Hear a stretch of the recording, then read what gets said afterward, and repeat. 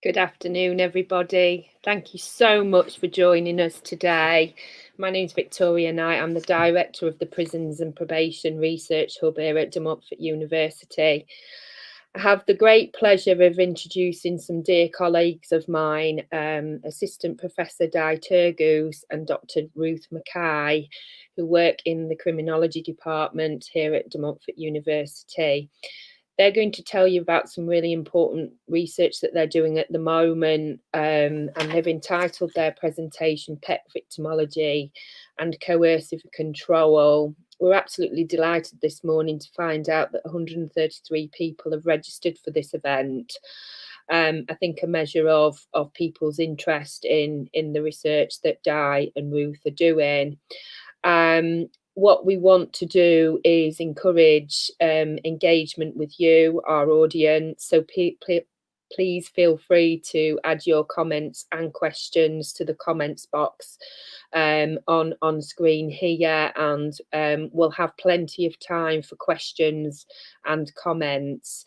I'd also like to thank the events team, particularly Holly and Craig, for making this happen. We feel very privileged to be able to bring you digital events here at University, and I'm very pleased that Di and Ruth are the first of many for the forthcoming year. So over to Di and Ruth to hear about their work, Pet Victimology and Coercive Control.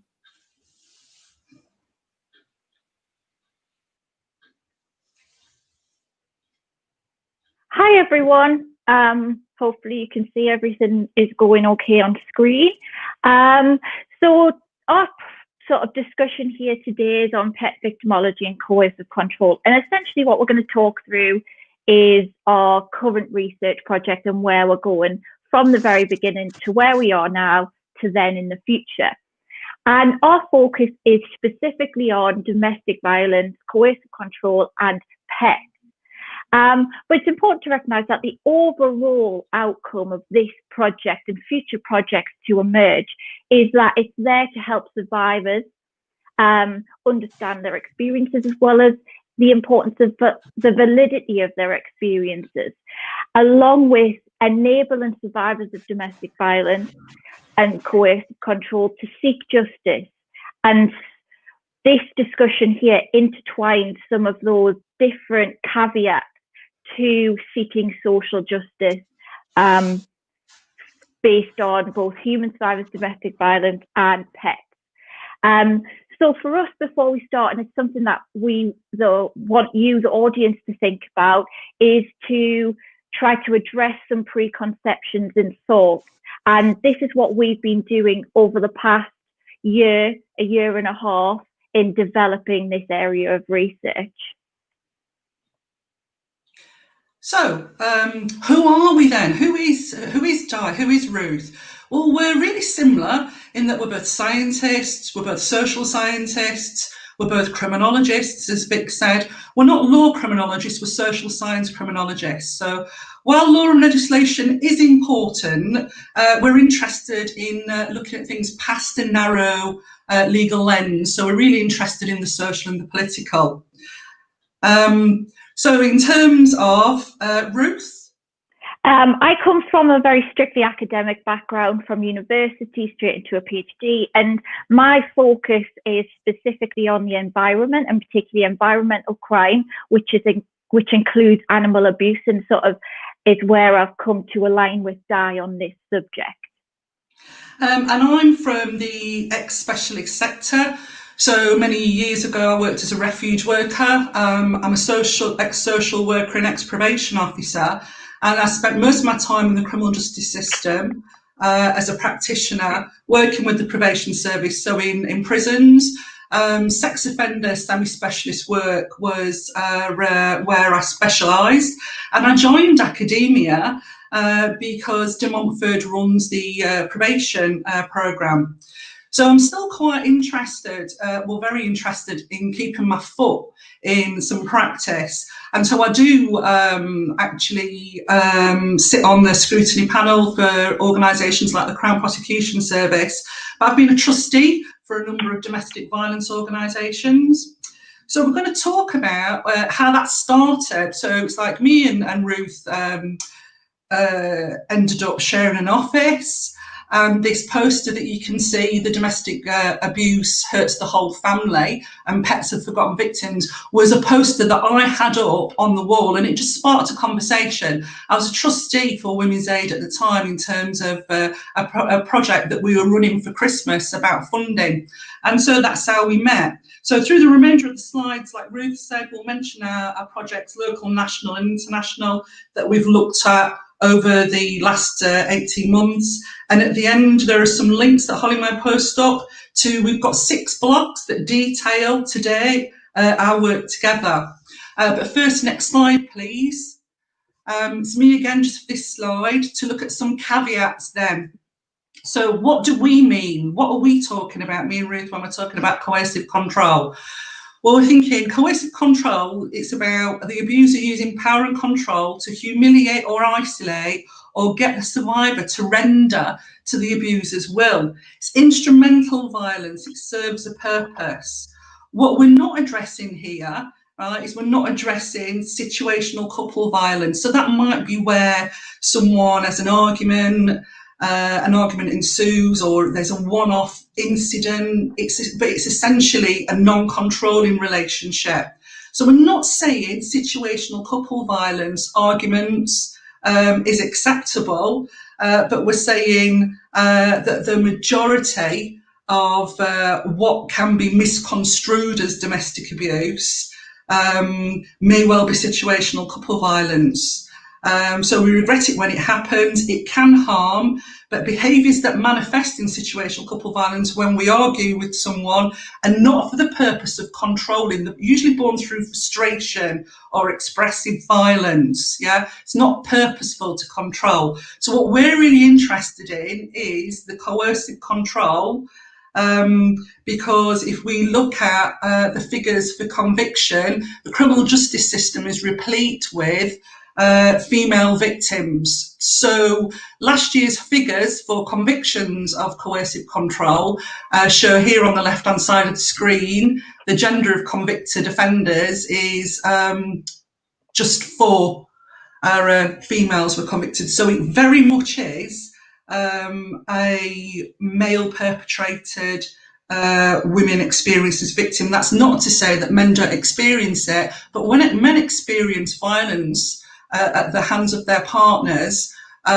it's more often that their partners are also male. So actually, if we look into the prevalence data there, so why are we focusing on women then? It's because women are most likely to be victims. We're not saying other genders aren't. You've looked at the conviction rates. I think of special interest to us is there's no other crime that we've ever been asked about where we're asked to sort of justify this sort of whataboutery. What about men? Why are you talking about women? We seem to be okay in society accepting that it's generally men that commit criminal offences. There seems to be something different in society with a few people that seemed a little bit anxious about the fact that we're not talking about men as victims. So sure, it's an issue, but it's not one that we're going to be concerned with today. Over to Ruth. So in terms of our specific focus, so we've gone through those caveats. So now we're moving on to the specific focus around where we're talking about, where we're at, what we're talking about.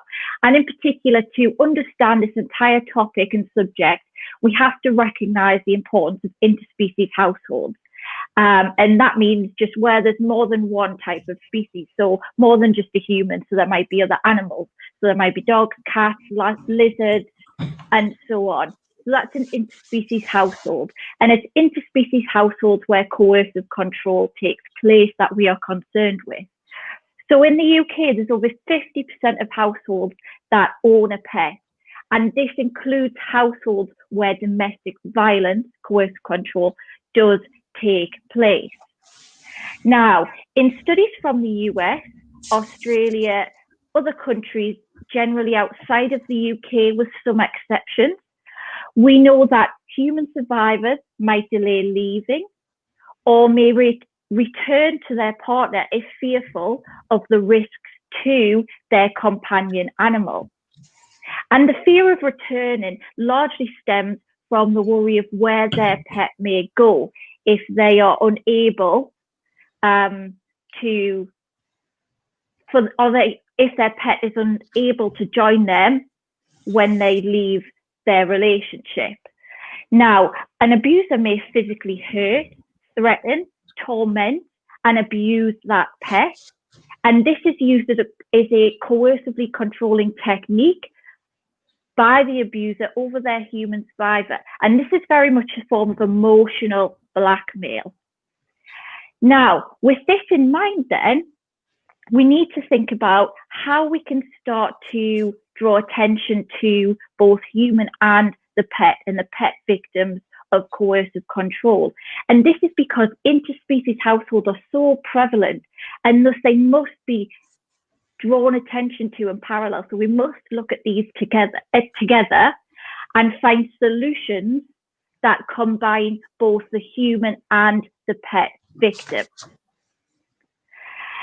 Now, explaining, or we'll try and sort of provide a broad outline of coercive control and violence against pets in relation to the harm and impacts on both humans and the harm and impacts on pets. So we'll take, for instance, the human side. So we'll focus first on primary victimization. So there might be physical victimization. There can also be emotional victimization when a survivor sees their pets being harmed.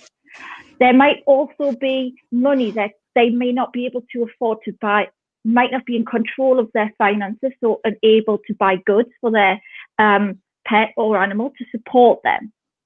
But there's also a form of secondary victimization when it comes to coercive control and pets. More specifically, you'll often find that when a human survivor is able to flee or leave their relationship, they'll go into a refuge which do not have pet provisions. There are some exceptions, including Juno's Women's Aid, but this is very rare. And this creates a separation between the human-animal bond. And this human-animal bond is really, in the literature, has been documented as really important for domestic violence survivors. Additionally, humans might experience a form of insurance discrimination. They may not be able to pay for vet fees based on the violence committed by their abuser. It might be a case that the insurance cover does actually not cover violence committed by a person, even though it was an abuser in a coercively controlling relationship. So that's one that impacts on humans that we can look at. Now, in terms of pets, what are we looking at? So we've got torture, physical harm, and abuse committed by an abuser on their pet. But we also know of the detailed emotional impact on pets from abuse. And you can turn to some of the veterinarian literature around those emotional impacts as well, which is often not really talked about within the criminal justice system. But also we have a sort of secondary victimization that happens regarding pets after they are no longer in that environment where coercive control takes place. The vulnerable nature of animals, the vulnerable nature of pets is ongoing. They are considered secondary species with limited rights. And this puts a long-term emotional impact, which is different to that of a human victim, because they are still within a position of vulnerability.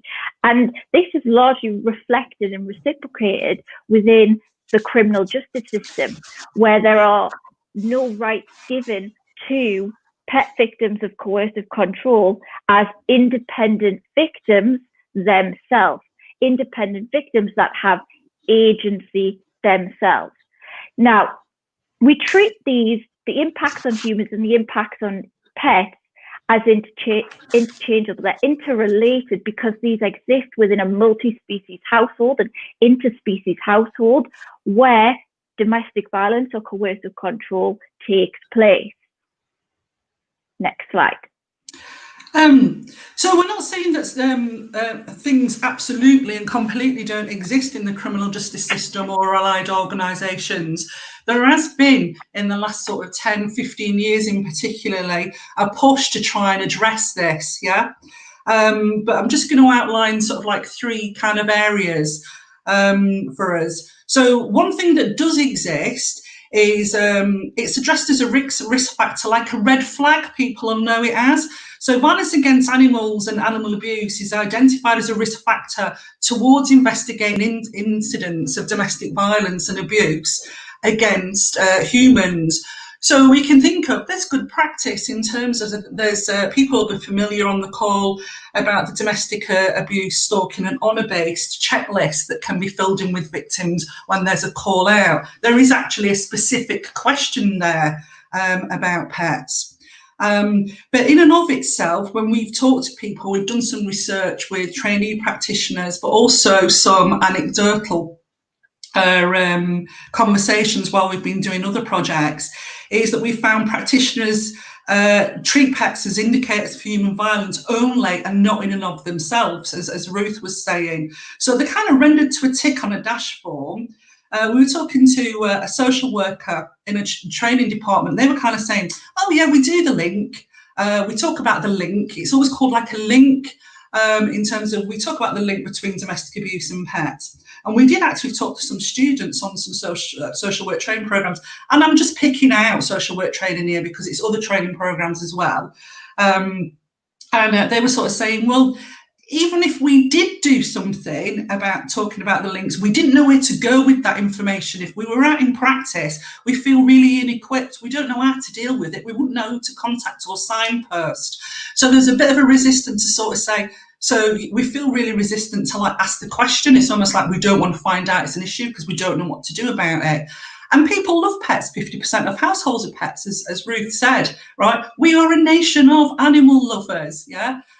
So we don't want to be going right to bed at night time worrying about things that we haven't done. Yeah, we've got stressful jobs enough.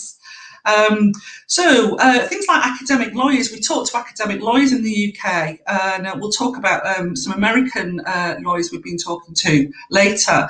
And they were sort of, at first, it was kind of like, oh yeah, but like, you know, animals like aren't persons, and that was it, sort of like end of conversation. So, you know, we know that there are risk flags and risk indicators, and the criminal justice system does do something about recognising pets, but then it seems to kind of like stop. It's like a job done delusion, right? And what comes next? And that's why me and Ruth are sort of saying this needs to be like integrated, coordinated. I think in terms of the second one, was we know there's a pilot in Scotland in terms of looking at information sharing protocols. So things like cross-reporting, making it sort of like mandatory. And whereas we can see some benefits for that, we've got reservations, and we may well, I'll talk about that in a little minute, in terms of information sharing protocols. If an organisation doesn't feel like they have a responsibility, or if they feel like a vet, for instance, may feel like that breaches confidentiality and may feel that they'd rather treat a pet for an injury, because that's what they went into the profession for, than have to have somebody not come to the vets because they were frightened it was going to get reported. And this is some of the ways that we're investigating at the minute, how pet insurance can be picked up. Non-accidental injury for your pet as a non-accidental injury, it's looking to us at the moment, preliminary stuff that we're looking at, that's going to be a barrier to a payout. And so organisations logging that somebody's attended for a service, whether that's health services as well, might actually be a barrier. So people might retreat from the service they're already getting. And pet fostering provision, we know that there's some brilliant charities out there, and it's commendable about the amount of pet fostering that's there. There's Dogs Trust, Refuge for Pets, and so apologies if I haven't mentioned others. But we only actually know of, and we'd love a message if you know of different, but we've been looking at this for quite a while, and so apologies if you know more than one. We only actually know of one refuge, right, that actually houses multi-species households. We know that there are some projects, but they're all faced, apart from this one example that seems to be an exception, they're all based on pet fostering provision. So when you go online, you probably see, oh, like refuge available for a pet. When you look into it, it's actually pet fostering. So yeah, we completely get that the animal is actually physically safe. But if we look at just how connected we are to our pets, yeah, right, if the exacerbated sense that you get as a survivor yourself, you're not going to want to give up not having contact with your animal, and it's almost as if that's a form of exacerbate the trauma. The fact that your pet gets removed to somewhere else might physically be saved, but emotionally, you know, you'd both be struggling. So we were sort of thinking we want to work towards looking at not separating owners, because they're regarded as pets at the moment, as property, and companion needs. I talked about insurance discrimination. We do think that they're remaining hidden victims at the moment. Their sentience is not recognised. We know that there's pushes in that legislation at the moment, but still animals are viewed as property or as weapons. So we get that not every survivor is going to want to leave with the pet, because actually on occasions, yeah, pets can actually be used as actually weapons in their own right. And we also know that sometimes women can be coerced into hurting or remission behaviours to not care for their pet properly, because if they do that, then the pet is less likely to fare worse off the abuser. So for this, it started to see that we could start to see some sort of pathways, but tentatively. So next slide, please, Ruth. Okay, so we've sort of laid the foundations of sort of what we know already. And now it's bringing forward, how can we go about doing this in practice? How can we take steps forward? And the first thing to think about is, or the first thing that we're like looking at is perspectives on the criminal justice system. And what this means is starting to think a bit differently, starting to challenge some preconceptions, some pre-existing ideas around how the criminal justice system looks, how the criminal justice system treats humans and animals differently. So on the screen, you've got three sort of models here. And on the left-hand side, you've got a model where you've got two humans standing at the top, with below that you've got a series of animals. And this is what this image represents what we call an anthropocentric model. And in other words, this represents the idea that there's a hierarchy between humans and non-human species. So humans are at the top of the food chain, for instance, and animals and the environment more broadly are not on that same equal playing field. Essentially, we can consider this a form of domination over animals and nature. Now, within the criminal justice system, we can start to think about how this is an anthropocentric criminal justice system that focuses on humans, and where animals or the environment are somehow secondary. So, for instance, when we go through animal abuse cases, the person that's compensated is the human over the animal.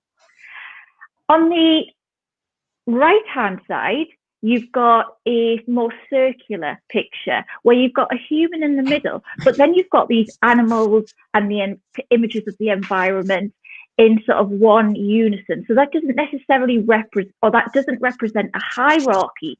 Instead, it is a one. And this we can think of as an ecocentric model, where we start to think about readdressing that domination by humans over nature and animals. Rather, they sit within an equilibrium. So we are, the environment and the humans and animals are not different. They are actually at one point. So there's not that domination of humans over animals. Now, these two separate ways of thinking can interact into what we think of as an intersectional model, and an intersectional model that we'll often refer to in the domestic violence literature and more criminology and victimology more broadly.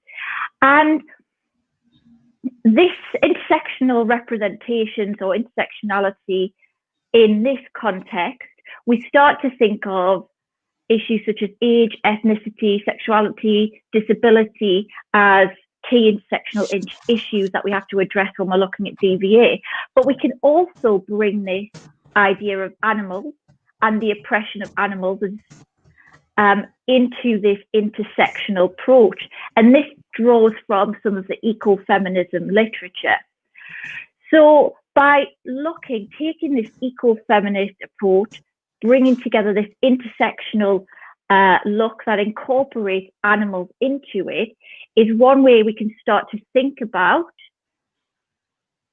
the criminal justice system and the way the criminal justice system might respond and help potentially be reshaped to think differently about pets. And on the screen now, we've just got one example of something that we developed, drawing from a ecofeminist intersectional model that brought into pets from or using a traditional domestic violence model. Di? Yeah, so we're just going to add to this because it's just a click-through slide. This is basically where all our discussions started. And essentially we did this, we wanted to do a poster, yeah? And it was at a domestic violence conference, and they'd said, oh, we're going to do domestic violence and children. So we contacted them, we said, oh, why are we looking at children? Not that we shouldn't, right? Obviously it's massive, massive issue.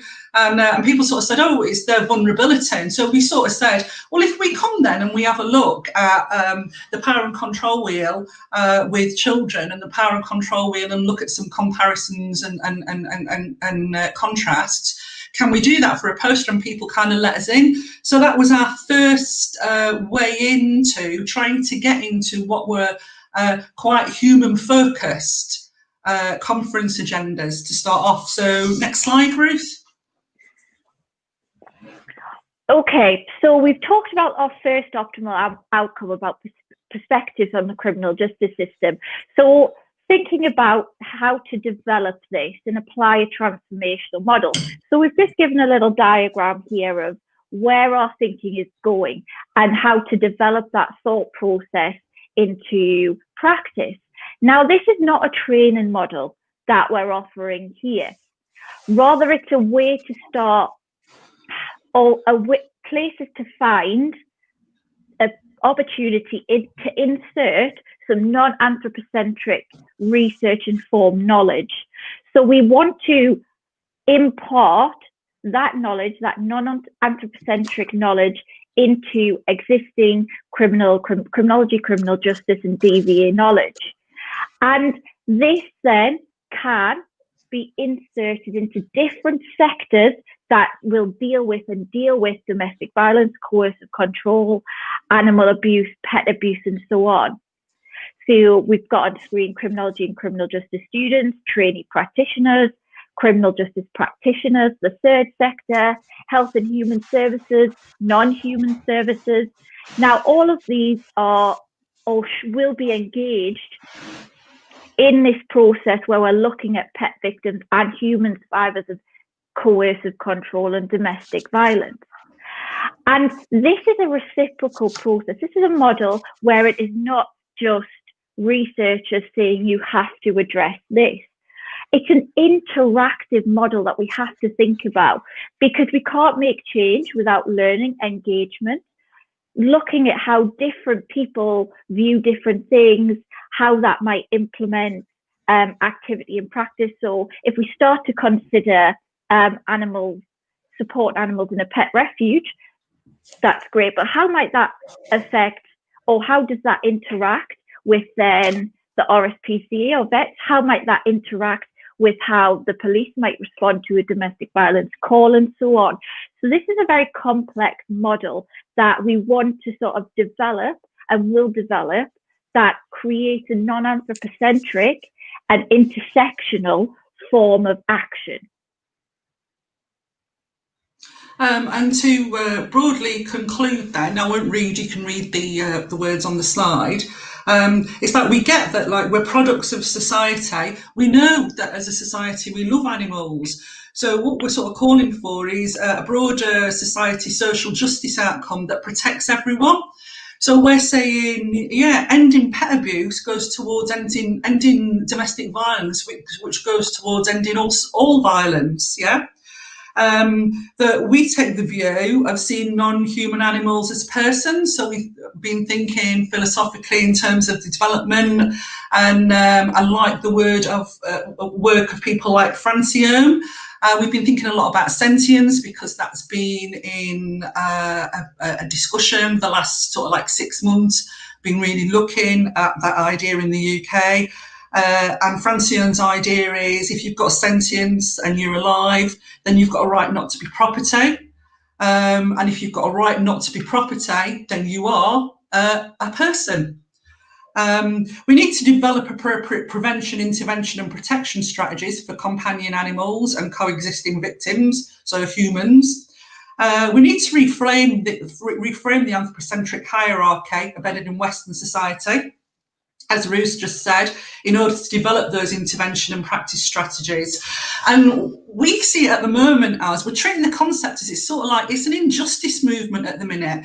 We need to synthesise and drive forward similar concepts of animal cruelty, including within legislation across countries, where accepting and adopting a non-anthropocentric approach is the way forward. So there are some countries that are further forward in some avenues than others. And I'll get onto a comment about that in a minute. But we also need to do things like we were thinking about research and research-informed teaching. We did do a project with student practitioners and we got some really interesting results. We took practitioners from a number of different organisations. So it was quite interesting that law enforcement type students actually saw the importance of victims' pets being needed to be protected, but then didn't feel that that would happen in their organisation. So it's like that practice dilemma, yeah, in terms of how much you push the envelope. Healthy relationships and education in school, should it just be about human animals? Should we be having a think about other species? Call for census data we were thinking about in terms to be collected for non-Homo sapiens. Compensation to fund provision. Ruth mentioned this earlier on. SARCs get compensation and there could be an increase in the victim surcharge. Could this not go to the animal? Why does it have to go to the person that owns the animal? And we were thinking more innovative methods of data collection. So we're looking at a project at the moment where we're using human beings as proxies for their pets. So it takes us back really to the start of the circle, like a life of circle right at the beginning, where we were thinking about, we've been really influenced by Decker, who is a lawyer in the United States. She writes a lot about legislation and in terms of moving that agenda forward. So stuff is out there that's very forward thinking. In terms of legislation, it's not just a sense of, well, that won't happen. It's like, well, let's try it because other places are. America in some states seem to be moving ahead with some concepts. So I'm going to leave you with this thought then, in terms of the concept of self as a continuous idea, i.e. self's not necessarily an end product, but interpreted as a reflection on social processes and cultural practices that interpret agency with a broader series of ongoing activities. For us, it means questioning both our non-human species can be considered and recognised as having agency, and with agency, how they can or should be considered within the criminal justice system. So we think the whole idea of, and inverted commas, giving animals agency is a voice for the voiceless, but to transcend that. So try and develop that more. So the CGS currently supports a system where Homo sapiens are at the centre of the criminal justice system, and it's recognised as like an offender stroke victim. But we think the balance needs readdressing, and our viewpoint could arguably help the field of domestic violence and abuse studies, and in particular the concept of animals not simply being humans as victims of DVA, rather they're coexisting victims of interhuman relationships together. Are we moving to next slide? Here are the links to Dora. We can leave those on for a minute or two to just sort of say we have detailed the research that we've done so far. So we've written a series of 6 small little blogs, and the first blog talks about our power and control wheel that we talked about earlier. We then move on to, we did a local symposium, but then blogs 3 and 4, we went to the British Criminological Society. We were asked to present on a hidden victims panel. So we said to the panel, we'll do it, but actually all of the other people that are presenting about human victims. We're presenting about pets. Are you all right with that? Animals? And they went, oh yeah. They were really excited by that, but said they'd never thought about that. We also did a panel at the Green Criminology event, because that was quite interesting that a lot of green criminologists will look at the animals aspect, but we wanted to bring the practice element in. And then it culminated in the last blog is when we took our work to the European Conference on Domestic Violence. And the picture on there, I think it's the invitation we got to by the Mayor of Oslo to go to the City Hall for a drinks reception to celebrate the work we've been doing, and that's where the Nobel Prize is given. So it felt like a nice roundup to our work. And since then, we've had COVID, and we've been working on articles related to our research, and are hopeful that we will get back to research proper soon. So for anybody that wants references, we can pop those up later, but that sort of concludes our presentation, and so we'll stop sharing the slides.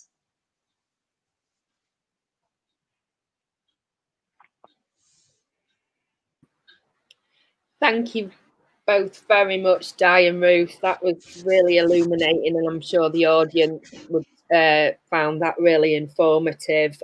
My imagination's on fire, and I'm going to step ahead of our audience, if our audience doesn't mind, with a few questions for you.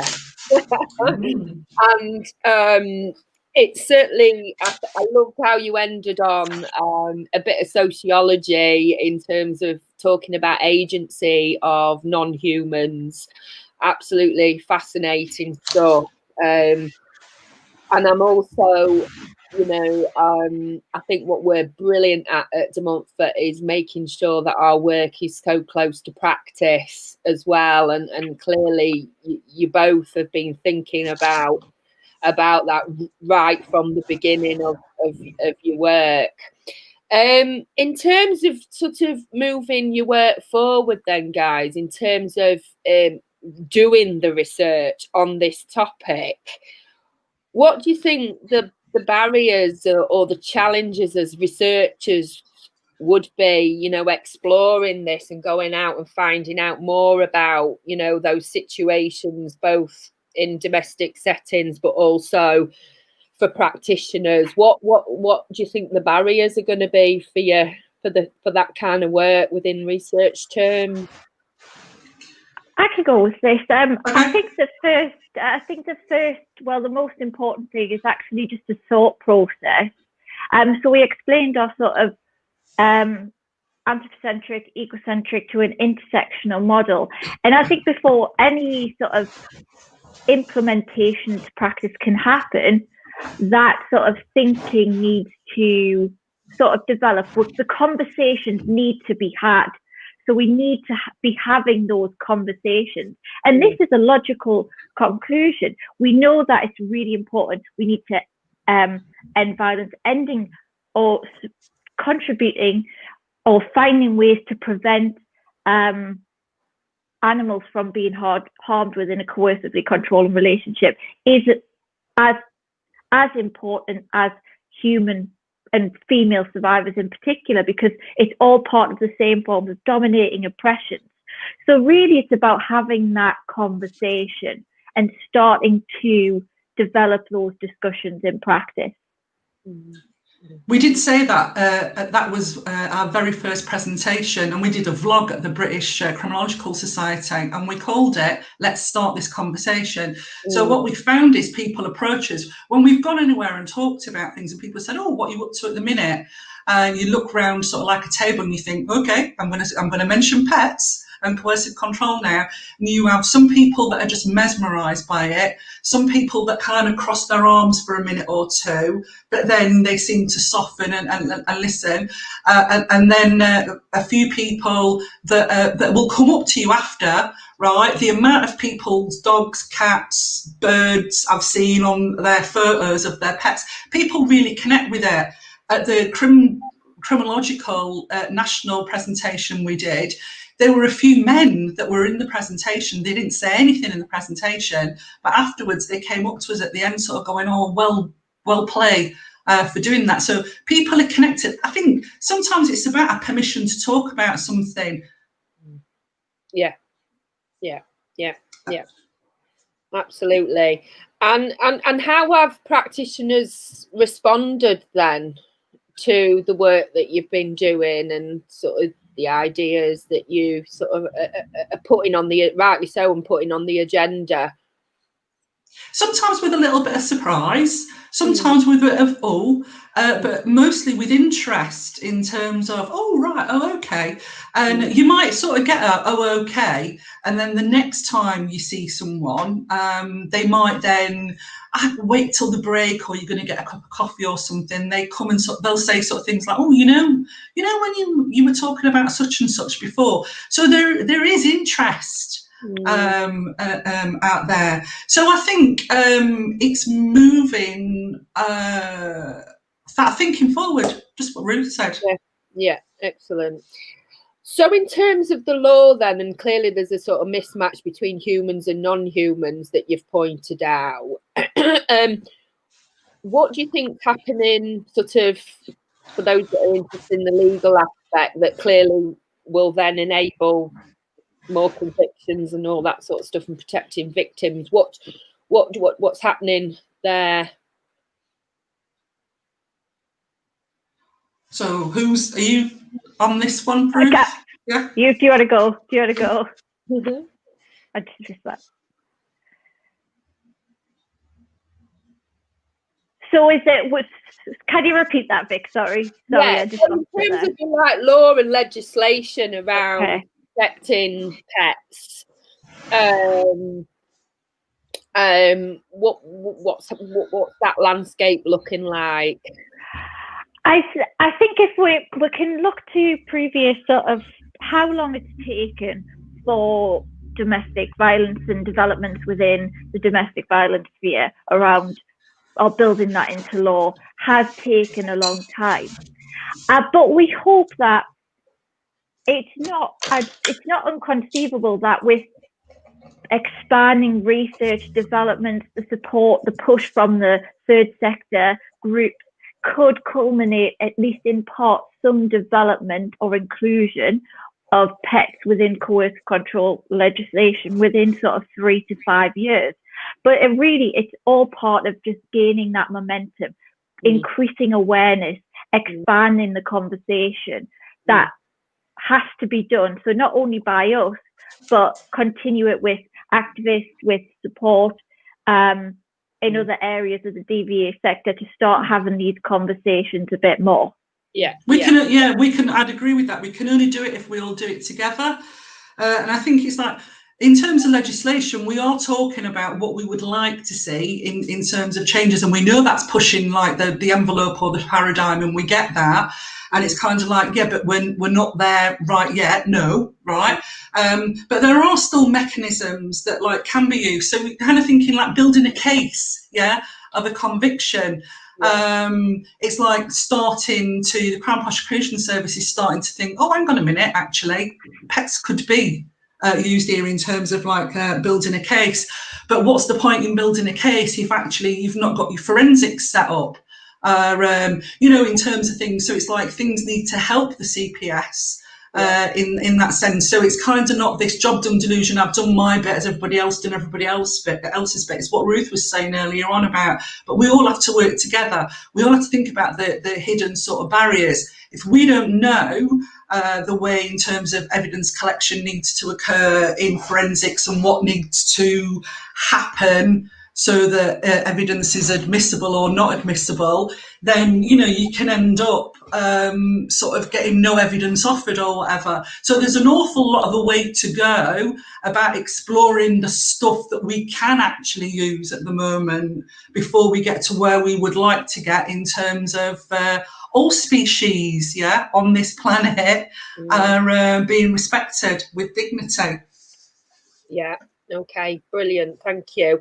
And I suppose, given, like you say, what we've seen with the sort of DVA landscape over the last few years, and the lags and the delays, and the role that sort of the third sector has had in lobbying and pushing forward, cases about victims particularly, and getting that on the agenda. We've had a question from the audience, and they've asked, what do you think of the US's recent restriction of service and emotional support for animals on flights to dogs? So I've just done a quick little bit of research on this, because I hadn't come across it. So essentially, this is the BBC, so do forgive me if it's brief. Essentially, US airlines will no longer transport animals for emotional support. So previously, some of the US airlines people could bring on animals for that emotional support element. So it says the new rule defines service dogs as individually trained to do work or perform tasks for the benefit of a person with a disability. So there needs to be, so before that didn't necessarily happen. So that explicit definition did not necessarily happen in the US.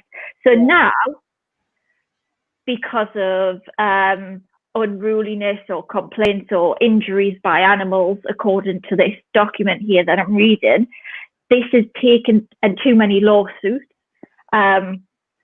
it's now prevented that, or they've put in legislation to prevent that happen. And I think this is actually quite a really important conversation to be had in terms of so disability, yes, but what about those emotional needs? How do you start to maybe rethink that in practice? So yes, if somebody needs that emotional need, that emotional human-animal bond is there.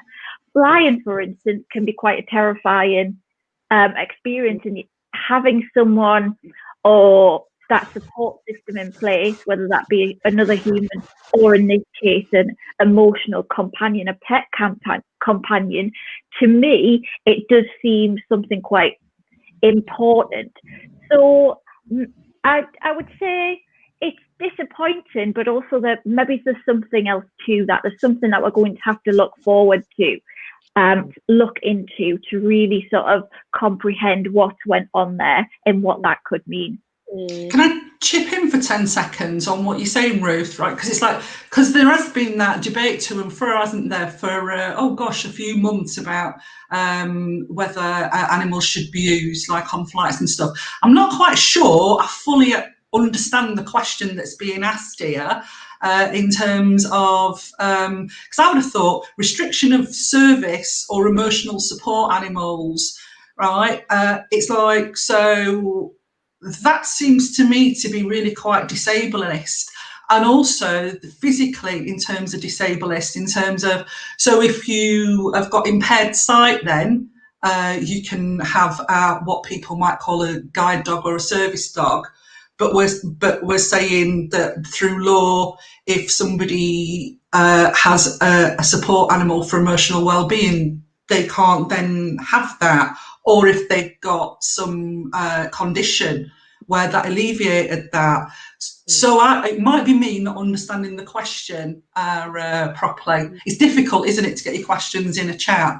Yeah. But to me, that just sounds off. Yeah. Okay. So if we've got a crowd here today, Ruth and Di, what messages do you want to convey in terms of what people can do to raise awareness and start those conversations and or other things? Well, I would say don't feel like you can't. And if you do and anybody tries to minimise it, you talk about coming to this event, you put us in the firing line, send somebody one of our blogs or something. They're only really tiny.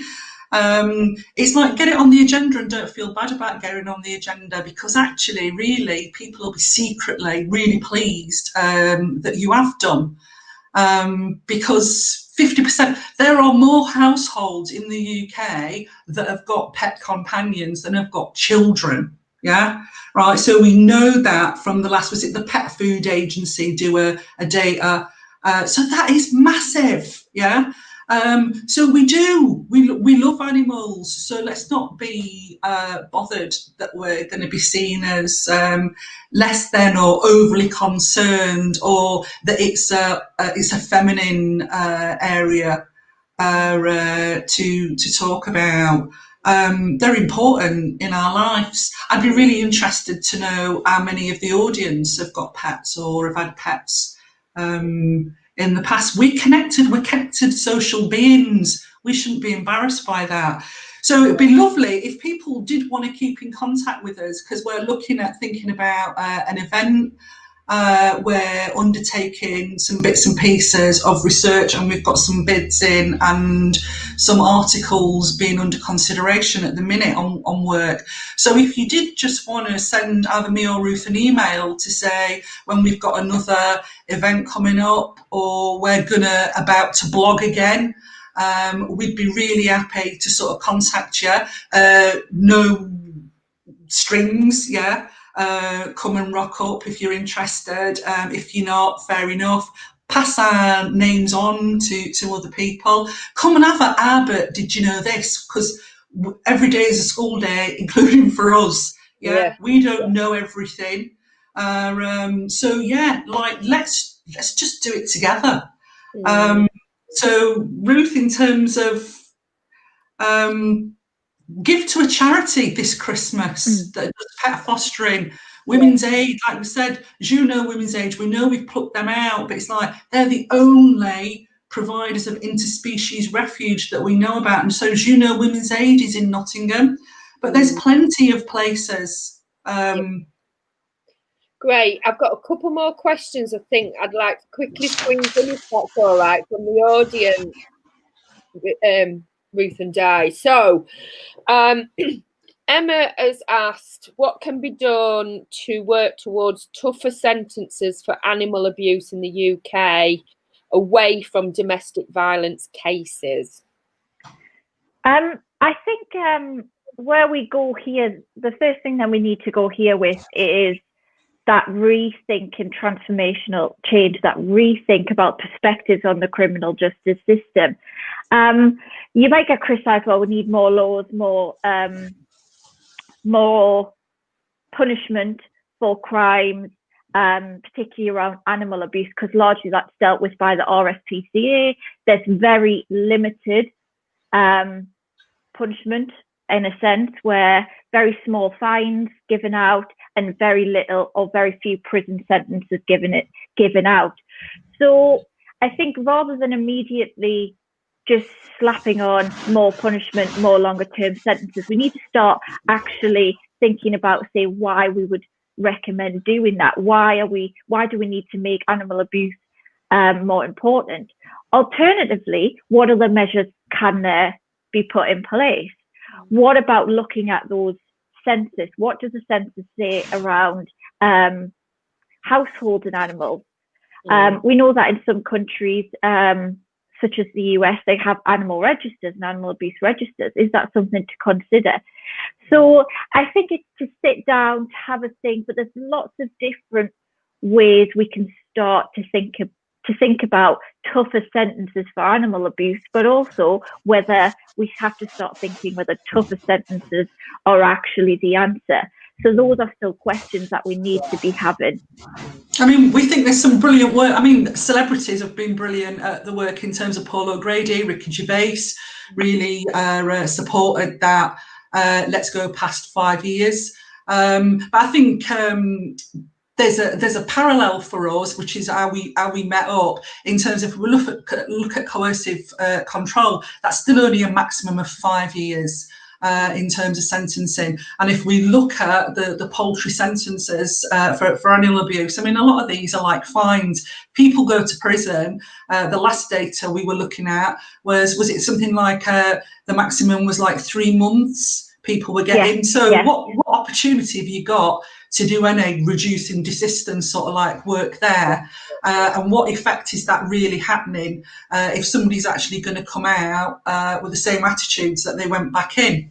I think that's a really good question. You said there was, we hope we've answered it. Yeah, fantastic. And Nikki Bailey's made a really interesting point. I don't know if you've seen this in the chat, both of you, but she sort of said, you know, reflecting on multi-agency approaches to responding to pet victimology, you know, between vets, insurers, RSPCA, the police, and that kind of the sort of safeguarding measures that you apply to humans, could that then be translated to pets?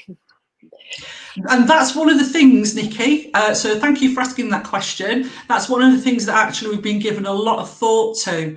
And so one of the things I was alluded to earlier on, but not in very much detail, was, there needs to be an integration with agencies recognising that it's everybody's business.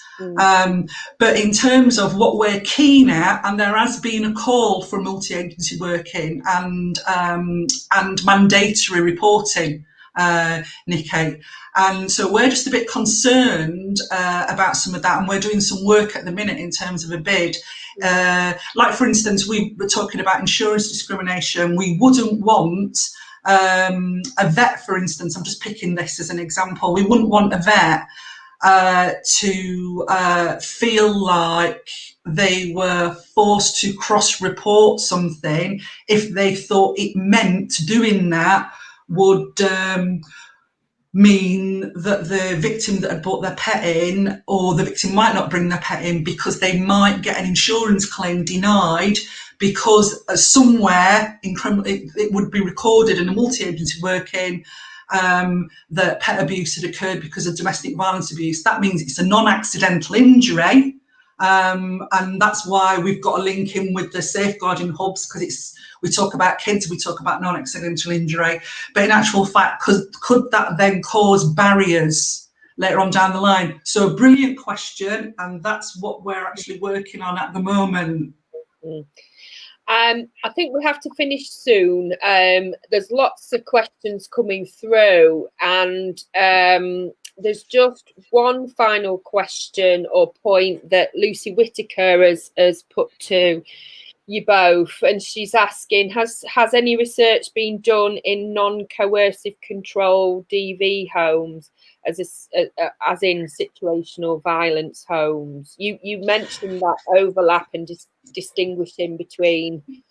Yeah, I think we've got, have we not? Because I know we need to be quite quick, but we do want to answer.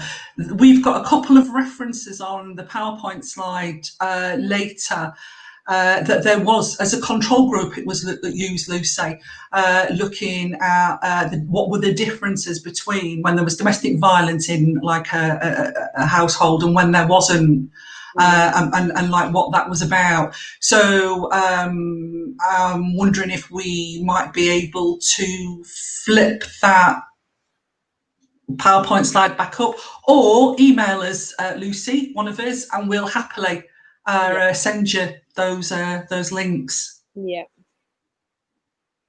Brilliant. Well, it's now 2:00.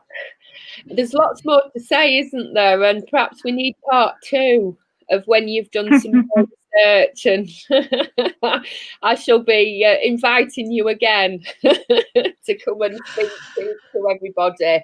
Fantastic. Well, look. Yeah. Sorry, go on. Sorry, I was going to say thank you for having us, Vic. Thank you for pushing us to do it, and especially thank you to everybody that rocked up today. It just fills our heart with joy that so many people registered for the event. Yeah, and as you've kept reiterating, you know, we all love animals, and it's really helped me to kind of conceive, you know, that I think for me that PowerPoint that you showed up with the hierarchy of animals, and that shouldn't be how we're thinking about non-humans as well. So I've learnt lots from you both, for which I'm really grateful. I want to thank you both for your time and your energy and your commitment to this. You've said that folks can contact you directly. So yeah, everybody out there tuning in or listening in later, because I believe this is going to be on YouTube as well, isn't it? So do contact Di and Ruth at Multiagency University. There's lots of comments in here. Apologies that we've not been able to get through all of them. I'm sure if we could have kept going with this all afternoon, couldn't we? Well, if there's a way that we can get those comments, maybe what we could do is do a blog. Yeah, to try and answer some of that sort of stuff, and get some stuff out, so people feel like they've got part of their answer. Fantastic. Excellent. Well, thank you very, very much. Thanks to Craig and Holly for making this snazzy platform. Now we're in the digital world, and reaching folks out there. I hope everyone's safe and well, and looking forward to the break if you're going to get one. We have another digital event for the Prison and Probation Hub in January, on January the 19th. It's a lunchtime thing, so I know we're all fixed to our screens, but it's nice to tune in and not, you know. And James King, the head of prison education for Scotland, is going to be presenting about his important work that he's doing up there. So change of subject, we're going to be putting on more events. We've got an event in March to tie in with DMU Pride, looking at LGBTQ plus issues in criminal justice. We've got our Kath Wilson and Dr. Sarah Nixon from the University of Gloucestershire presenting on that, so I'm really looking forward to that. So thanks again, both of you, and the audience out there. Stay safe, everyone. Thank you. Bye. Bye.